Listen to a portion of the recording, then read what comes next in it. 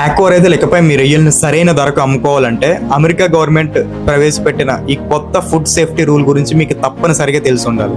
లేకపోతే భవిష్యత్తులో మీ రొయ్యల అమ్మకాలపై ఇబ్బందులు పడవచ్చు. అమెరికా గవర్నమెంట్ ఒక కొత్త ఫుడ్ సేఫ్టీ రూల్ ని తీసుకొచ్చింది. దాని పేరు FSMA 204D.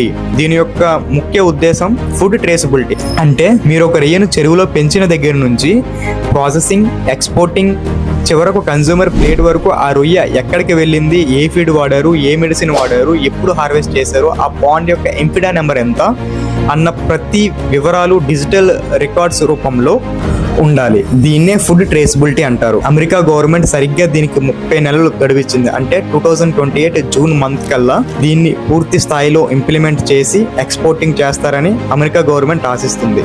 సో దీన్ని అప్పటికప్పుడు చేసేది కాదు కాబట్టి ముందు నుంచే డిజిటలైజ్ చేయడం, ముందు నుంచే రికార్డ్ని పూర్తి స్థాయిలో భద్రపరచుకోవడం, ఇప్పటి నుంచే రైతులందరూ అలవర్చుకోవడం తప్పనిసరి.